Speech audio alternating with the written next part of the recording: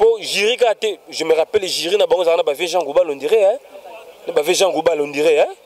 Ouais, les Bosso, Jacqueline Dalla, Gaspard Love. Gaspard Love, expert en musique, grand réalisateur. Bisso, Congolais, il y a 11 provinces à l'époque. Nous avons voté à Vodacom. Ils n'ont pas proclamé champion. Donc, la champion du Congo. Il faut pas la champion du Congo. Mais je te jure. Sans balou, mais pas pour tout le monde clair. Master Wana, l'artiste leader que nous respectons le lot, il vient du néant. Aotina Goma na Est, kuna musique ya quartier Balabala, bayako dénicher na batavoda comme superstar. Ils ont concours. Bayaka belé agipe moi na muki, le cadet de tous.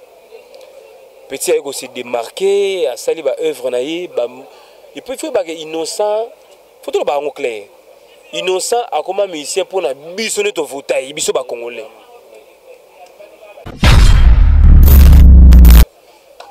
Si c'est mes amis innocents, balume, bagez mawete, on se comprend. Bateau bazawa nandi bangwana. Donc il faut que bango ancien, bas s'associer na bango pour que l'objet de la star est belé. Nous tout le monde a le relève na Nigeria, Flavor, P-Square, Wizkid et consorts, ainsi va la musique. Bassi Nyoraka. Pourquoi? Parce qu'il y a trop de polémiques bidons sur le plan interne, conflit moraux bizarre. Un aîné, un jeune talent, vieux, un petit, un jeune leader chancé. Alors que tu es la 5e génération, la génération de Wingé Botama, donc c'est-à-dire les années 90, 2000, Wingé qui rage en Afrique et puis en Congo, c'est la 5e génération. Mais après cette génération-là, normalement, il fallait quand même qu'il y ait la naissance d'une nouvelle génération, la 6e. Maintenant, la 6e génération, c'est la génération banane. Fali, Ferré. On se comprend? Bon, non, au 5e. Il y a Coutrement artiste. C'est une étoile à la star. Ils ont un problème. Donc, sauf que, certainement, il y a des gens aussi mal intentionnés, ils ont raté, mais logiquement, ils ont un débat, le débat est ouvert. Nous on a déjà l'ambana pasteur aux États-Unis, au Canada, je ne sais pas où. Du coup, tant que il fallait la tirer abîmer, on est quelque part parce que il fallait payer à visibilité. Une fois là, il faut publier, à poster, le belango, des kings et tout ça. Mais tout le monde on va zapper déjà. Est-ce que vous êtes musicien? Musicien. Ça c'est vrai. Biso no to musicien c'est toi accompagner qui kaka. To komisa ye leader. Donc biso to pesa ye makambo. Monatie botalelanga Congo température ya maman Rosette la fleur Nadambu. Après avoir défilé na ba site Pola mais cette fois Congo Température TV.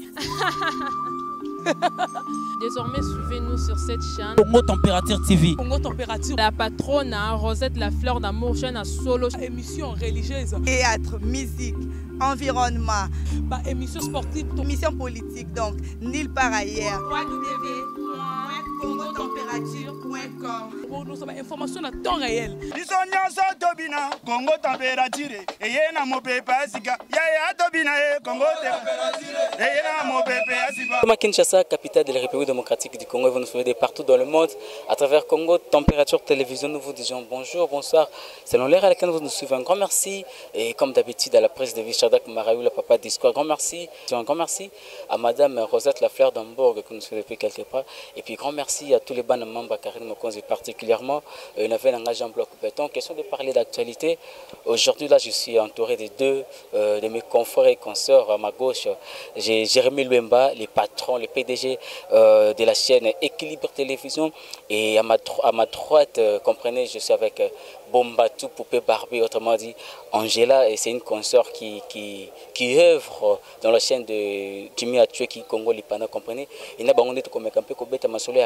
allons analyser sur toutes les actualités autour de la semaine dernière et puis le mois dernier, et puis tout au long, il y a un mois où comme Suka et Jérémy Lemba, bonjour. Bonjour Jeffer, bonjour na bande de retour à Congo Température et merci pour l'invitation. Bombatou Poupée Barbie. Yo Kano Bendi, bonjour. Bonjour Jeffer, mon frère, de tout le temps, de tout le jour. Bonjour na Balandignon Soya Congo Température. Et puis bonjour na le PDG Martin Songolo en direct de Paris. Bah, bon rétablissement na yo. Donc voilà. Ah, bon rétablissement na PDG Martin Songolo. Le plus charmant du monde. Voilà, tout me campé par rapport à différentes actualités l'équipe à la semaine dernière et puis les longs la semaine et puis la mois oyo. J'aimerais que tout bandana on me campé à la cheval des fois pas Jérémy Lemba et puis pas Angela Bombato. Jérémy Lemba to bandana na sujet oeza récent awa makambo ya trophée ya Afrima Award. Pour na yo, selon yo, quels sont les critères où ça la que non kaka Fali Poupa. Oui, c'est une bonne question, chers confrères. Je ne pense pas que Eza a fait à Fali Poupa, comme tu l'as dit là, à l'introduction de l'émission. Ezali méritocratie. Donc certainement, bazar un jury où ils ont composé des experts en matière de musique. Balandela artiste en Afrique. Na différentes régions, donc sous-région, Afrique centrale, Afrique de l'Ouest, Afrique australe, Afrique orientale, même Maghreb aussi. Ça catégorie par catégorie. Nominera meilleur artiste, meilleure chanson, meilleure révélation. Tu vois, donc il y a plein de trucs. Les critères, les différents critères au cas de Moutou. Non. Comment ce sont les questions qui se posent déjà dans Banzela. Bon, est-ce qu'il fallait gagner en haut à chaque moment, à chaque année? Je ne pense pas. Mais également, il faut que nous fallait nominer dans 4 catégories. Mais à rafler le trophée dans 4 catégories. Donc pour te dire que nous, dans la catégorie, nous suspect à échouer qui. On comprend? Nous avons meilleur dans les 3 autres places à échouer. Donc il y a eu des meilleurs que lui. Mais étant que les Congolais, bravo à lui, félicitations à lui, courage, encourager. C'est vrai que suscité la polémique, le débat, la musique. Musique, YouTube, ils existent. Ils existent. Donc chacun est libre pour remettre son point de vue. Mais tout le monde a un trophée. À l'époque, il y avait Kofi le midi 4 Kouraman. La soirée moko, tout le monde a 2 Koura, 3 Koura, tout ça, Wingi, tout ça. Monique eza époque na époque. Na mona qui récemment fait pas un trophée Moro Beliban na Mbokawa. Et tout le monde qui paye innocent balou un trophée il y a pas longtemps. Donc monique musicien congolais baza aimé, bazali consommé, musique na bango zali vraiment recherché. Mais parfois bango moko ba yebaka influence na bango te. Ba signoraka. Pourquoi? Parce qu'il y a trop de polémiques bidons sur le plan interne. Conflit moro bizarre. Un aîné, un jeune talent, vieux, un petit, ça jeune leader chance. Alors que tu es la 5e génération, la génération n'a pas de Botama. Donc, c'est-à-dire les années 90, 2000, qui rage en Afrique et puis en Congo. C'est la 5e génération. Mais après cette génération-là, normalement, il fallait quand même qu'il y ait la naissance d'une nouvelle génération, la 6e. Maintenant, la 6e génération, c'est la génération banane.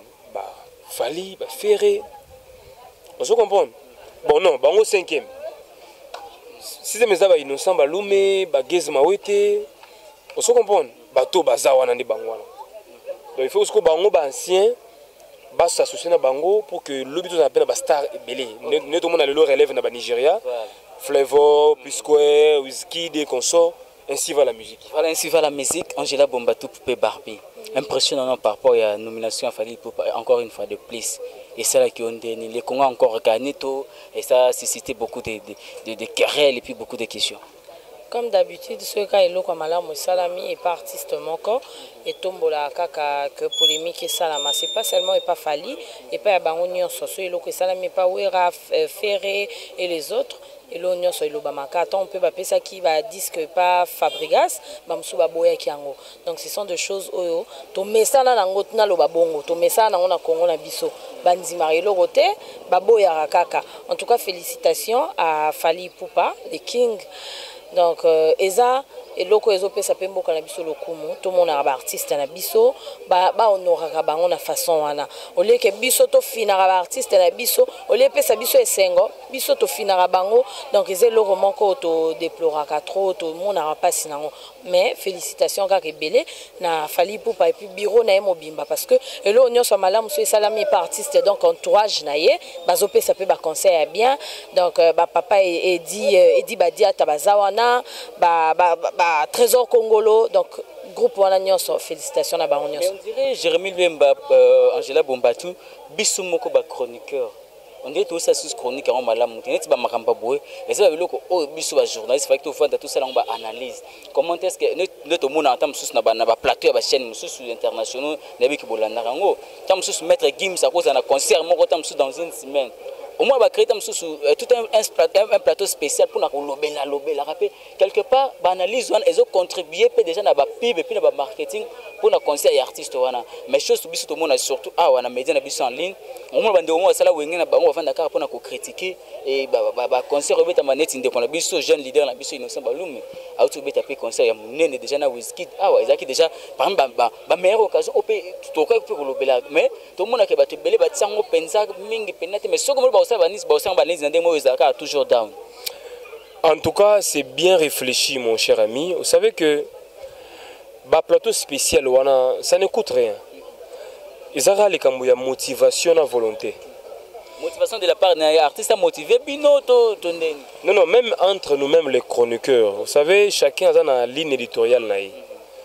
Nous avons des différentes chaînes. Ceux qui ont un équilibre à télévision, on a logique Nabiso. Ceux qui ont une température, et puis ça dépend d'un journaliste à un autre. Maintenant, les camarades spécial, il y a des gens qui l'ont fait. Nathalie émission, puis na ba chaîne YouTube, pour ne pas les citer. Tant à eu trophée, mais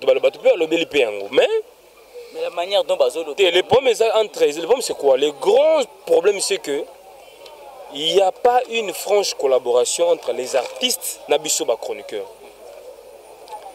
Les artistes congolais, surtout au Bazana Mbongo na bango, ils ont négligé presse congolaise. Vous comprenez? Ils ont rejeté biso, ils ont saboté, ils ont humilié biso. Alors, ça va élément et ça peut-être que non, au fond du pena boyé, au passé 30 minutes na yo, au le blare le kona, peut-être tu peux zapper. Tu comprends? Netsenga, au lieu peut-être na lo belango, na sens moro positif. Si je ne suis pas motivé, mais na olinga tena lo belango, na o critiquer. Na olinga tena zo micro que non voilà, écoute simbité, azu trophée mourir le kuta, là c'est un péché. On se comprend, donc ce n'est pas aussi professionnel. Je pense que c'est ça le problème. Même à cela, Innocent Baloumé, moi ça m'a beaucoup intéressé. Vous savez, Innocent Baloumé a commis au sommet de la carrière. Ça, il faut le dire. Puisqu'il y a ça, le featuring Morona Diamond Platinum Wana, qui est une grande star africaine. Featuring Wana et Kangi Afrique. Même l'Occident. Voilà, tu l'as bien dit. Donc, mon tapis, c'est qu'il y a chance au départ à Zalagité. Et maintenant, tant à Sali Bongo, ça a bougé plusieurs coins du monde. Innocent fait maintenant parler de lui. Il n'y a pas quoi monsieur au monde. Surtout, la musique n'est trop. Eh bien, ouais, les enfants, les adolescents. La musique n'est pas cassée. Maintenant, à ce stade, whisky, il est trop riche. Il est fort sur le plan financier. Il est puissant, comme on dit en français. C'est un richissime. Il a un jet privé, il a un véhicule moraux très fort, très puissant. Il a un bon. Mais à Tali, il a une star africaine du moment habité. Je vais Innocent Baloumé. Je vais l'amener au Zénith de Paris. Donc à Tombolin de Congo. Mais oui. Représenté par Innocent. Parce que Diamond de Baza, Fally, Master Baza, mais habité. Je ne vais pas aller loin, Innocent Baloumé. Il a compris qu'Innocent est dans ma cambre. Alors, comment le Zénith n'est aussi.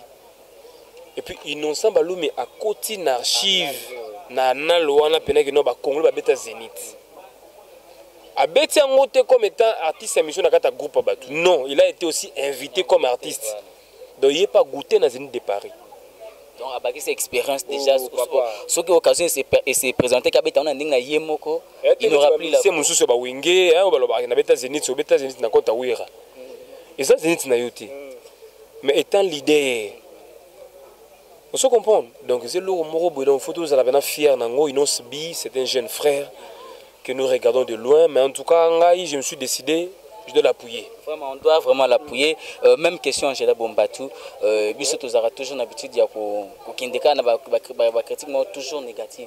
Les lois ba maso faut que le baza ko encourager ba artiste na biso et tant bazo presser libanda. Entre autres tout le monde a concert ya ndeko na biso Innocent Balou menda uto ko beta concert avant nani Wizkid et ça que on comme na Wizkid Abengi Innocent Balou, mais pour toi tu avais dit quoi? Et Abengi Innocent, tu as Bengi Congo qui est représenté par il y a Innocent Balou. C'est vraiment le Congo des Ala qui est représenté parce que déjà ceux qui artistement que le quoi innocent au batu belé bacha qui va point na vie naie au batu belé bacha va point na carrière naie que non à talas qu'on a niveau à comité na niveau Wizkid des artistes qui était des artistes nene na mboka au batu tout bayoka pe ba appréciaka musique à Wizkid ba beti ensemble na ndekolangai Innocent Balou. En tout cas félicitations à toi, courage mon frère. Zalaka Nengozo Zalawana en tout cas makamu ekende bien parce que baloba pilipili la muke et soit capé ko le pilipili la munene donc yoza petit ou pilipili la muke donc parce que ozana ba grand et belé musicien âge na yo en tout cas président ou bien âge na yo ata la musique ba ça ba afrobeat wana azate donc azana ba vieux na ye parce que ce total déjà ba gez a petit et innocent aza vieux et pas innocent donc en tout cas félicitations Zalaka Nengozo Zalawana donc les arrêts locaux qu'on encourage. C'est là qui se passe toujours dans la carte actualité tout le monde et fali pour pas tomber benga qui na soirée ya Afrima Awards wana a préféré utiliser style vestimentaire moko boyé oyo lelo oyo et créer penza polémique makasi et créer polémique il faut que créer ta polémique tam sous na communauté ivoirienne tam sous na communauté sénégalaise oui mais et créer sujet moko ya critique car on a besoin de communauté congolaise. Tout le monde bat belé car même habillement fallait pour parler taki ba publier nezelo au moins comme 20 €, ba bonature qui coûte mususu kutake même kotumbango. Mon frère tango nazo biso que non mboka na biso to lingana raté parce que déjà un artiste o abiso les biso to applaudir o les biso to pesa ba valeur wana to mona ngo malamu mais biso to bebisa. Est-ce que yo si do mona na mboka mususu ate sala mara ngo mais biso ce que les cas artiste na bango mo au lieu sepela na eloko sala me bango bazo boyango bazo bimisango na ba pirate nango na ba ndenge nyonso ba na kotumba donc eza biloko ya mawe eza eloko kutu ya opesa ya ko sepela nango te ya ko betela ngo vraiment c'était eloko ya mawe en tout cas ba o basala bon je sais pas ceux ba leka na baba de l'école ou bien baza vraiment bien éduqué ba leka vraiment na éducation et pas ba parents tout ou bien ba internet ou bien ko leka na ba télé ou bien ko yebana o bato wana ba yebana na mokili nde pesa que no ba bebisa ba base na bango c'est pas bien. Jérémy Lemba, le style vestimentaire accompagne une carrière, accompagne l'artiste et accompagne un domaine nyonso. Pour nayo style vestimentaire au fallait pour à utiliser qui na soirée à Afrima Awards wana. Lelo oyo est créé si j'ai beto benga wa moquerie. Tobi Michael Jackson là ta na ba tenir scène mais etikala ko sala neti o abisoté ba mso ko mi ko publier ba 20 € ba 6 ba 3 ba so ba bloc moka bongo. Yo étant qui analyste et puis homme de terrain tant otala kiango quelque part au melobela ki nini. Eza kentonde ba lo barato ça ka ko diminuer car artiste. Mais non, c'est pas un problème. So ba to ba polémique autour ya accoutrement artiste. C'est une étoile à star. Ils a problème té donc sauf que certainement il y a des gens aussi mal intentionnés bazanga raté mais logiquement ils ont un débat le débat est ouvert. Mutumso mon a déjà lambana pasteur mo ben aux États-Unis to na Canada je ne sais pas où. Du coup tant moni fallait la tsanga abimé na moni ko de quelque part parce que moni fallait pe azamu ta visibilité une fois là c'est lamba il faut publier à poster ba lobelango de king et tout ça mais bato ba mono ba zapper déjà bato on a ba rappeler que non c'est lamba déjà c'est de la tama bateka ngo to place boy butala ko to prix nango za boy donc ça ka débat so bon ba moni que ça faux débat que bazana argument na bango za non fondé ba ko contredire bango Donc ça va comme ça. Il fallait l'attaquer en haut, Jérémy, toujours dans le même fil d'idée. À la temps qu'on a boule qui était que non, ils ont les plus chers, à la tiango, pour tout le monde de connaître mon japonais, mon poto à tomber en haut. Alors, on a besoin d'un cadre, il y a débat. À l'attaque, on esprit qu'il y a une pièce rare. On comprend qu'il y a une pièce rare. Le logo, pendant la soirée, on est yokana. A vu ma photo, on a posté tant que l'artiste a des fan va juger. Ma fan va juger, va critiquer peut-être. Ah mais logo on joue là que ça yo. Tout le monde a peu déjà en route. Parce qu'il n'y a rien de nouveau sous le ciel. Vous comprenez? Sur la terre, il n'y a rien de nouveau. Papa Wemba, il y a des pièces qui sont fait la jour avec un concert à Abidjan. Où il a immortalisé le roi. Mais les Chinois sont en puta. Ils sont basés, ils sont cachés, ils sont dessin, ils sont serpents. Na Chine, na Dubaï, ils sont quand même. Non, non, parce qu'il y a une pièce unique. Au monde a fabriqué, nouvel arrivage. Ce que y Wemba a ça la publicité promotion. À qu'est-ce qu'on a dit nango? Quel impact? Et là on a imité. Ils ont essayé. Viens à concert, on a un concert moi à festival.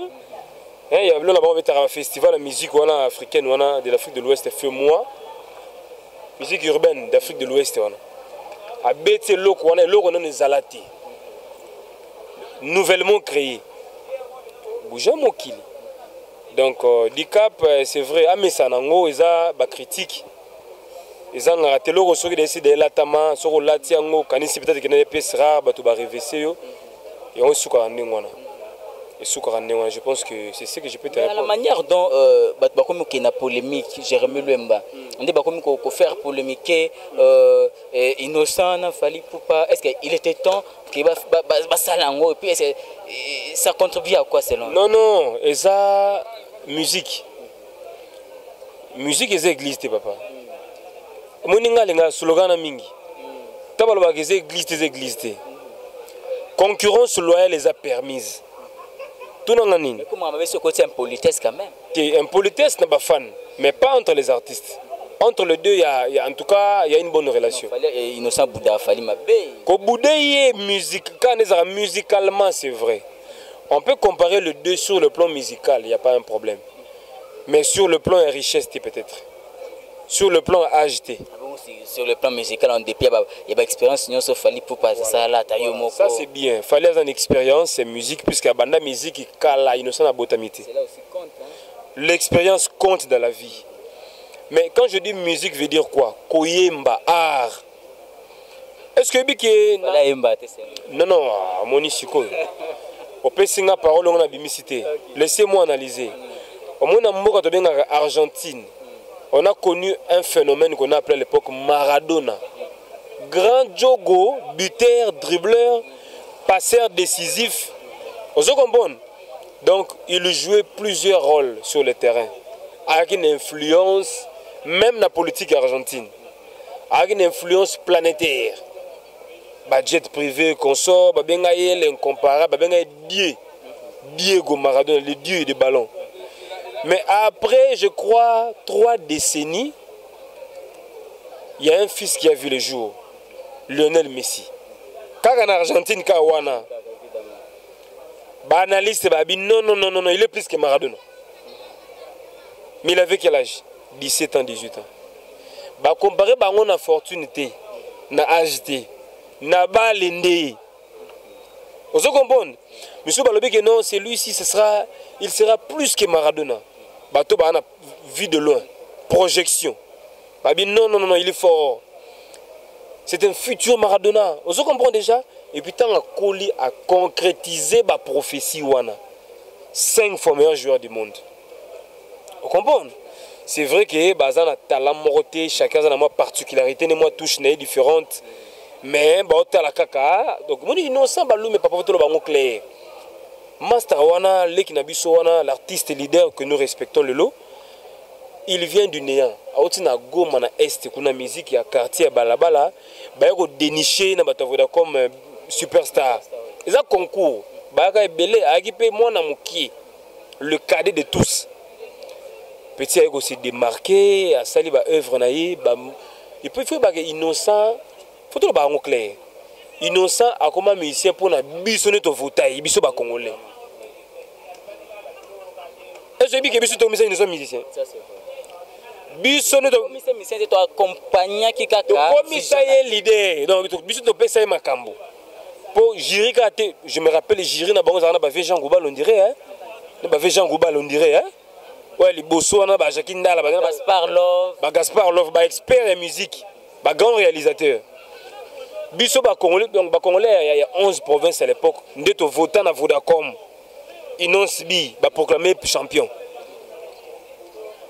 Donc, la champion du Congo, il faut être champion du Congo. Mais je te jure, pour les Congolais, les citoyens congolais ne pas voter innocent. Ce qu'on a poursuivi ta carrière, sans pourtant être dans l'orchestre ou ba wenge ba nini le innocent ba lomé a commis tina niveau Zénith et puis na mimi na Zénith wana était que non cabo c'est na mimi na Zénith mission Congo au TV na fi rigolo de papa charité mais non artiste mboka mususu Wizkid ce que Wizkid bobenga zo Wizkid wana za Wizkid oui te Wizkid Wizkid est mwana kid wana za mwana Wizkid wana mtu abengisi ye akene ko prester c'est un étranger à congolais à reconnaître ma valeur na habité ce gars il promet abetananga donc voilà il mérite en tout cas notre soutien. Voilà, il mérite notre soutien. Est-ce qu'il était temps selon Angela Bombato et Romain Mamounio chez l'équipe par rapport à Koutrema Fali pour pas même sur Batumbi et puis les lots bah comme il comparer Innocent Baloum n'a fallu pour pas. Non, bah quand on compare Innocent Baloum n'a fallu pour pas parce que Innocent déjà c'est un petit, ils ont la musique, ils ont l'âge, pas fallu, pas aza comme moi parce que moi n'a fallu aza vieux peut-être innocent ou bien aza âge mort donc innocent, aza moi n'est pas fallu, bah quand jamais qu'on a la comparer. La musique et église t'es déjà mis l'umba au solo bas. Il y a pas de problème musique et église mais respect déjà et joueur à pérole. Exactement que ce bah Jérémy Balobaga innocent internet églises donc il faut y aller en politesse ou bien il faut y aller na ceux qui non il faut respecter mon tout na ocha na place na ye pour na yo osala mal vu et pas batuté batupe ba peso valeur na ndenge donc c'est comme ça rapidement na contredire il sanga le lot je fais musicien ni na Bouddha et Nété na mboka o bango tout bazara mo ba gaffe mo ba erreur mais tokozo ka innocent ba lume to comme ça on l'aura netiza les plus grands péchés et ça erreur il y a jeunesse innocent c'est vrai azoya sika aza peine a besoin il y a entourage mo solide ozo comprendre mais ko loba ke respect moi ndenge nini est-ce que ba fali ba faire ba Bouddha ba viété to ba pe sincère donc voilà toyebi bien que ba fali ba faire tout le monde ozoloba ba Fabrigas ou bien ba héritier ba Bouddha pe ba vieux na bango oui mais tant au Bouddha vient na yo il faut osala l'entourage moko ya bien pour omizongisa lelo tomona ki Karine Mokondi a Bouddha qui vient na ye a porta qui va propos moko bien te et pas vient na ye l'honorable l'honorable Jean-Marie Lukulasi na Kofi Olomide mais tangu azong non ezana makambo lekate parce que tangu yozolo ba que batwala no so ba Bouddha lelo te ba Bouddha ya kala et puis tangu yepe aboudé lelo ta Bouddha qui kala donc il faut qu'à kozongisa nyonso tangu s'excuser pas vieux tangu Bouddha qui s'excuser non nyonso lali donc yango na loba que non innocent ata lelo tata lobité lobby ou bien lobby kuna il y aura un jour à koya vers vieux naïe à ko s'excuser ateza nango musique forozana grande forozana esprit wana il y aura un jour à koya komi quitter pas vieux naïe Jérémy le manga répliqué il est distrait là-bas les caméramans Lionel voilà toza jana na chambre à salir sur de la donc voilà je pense que histoire bah pardon na bombo comme ça on a habitude hein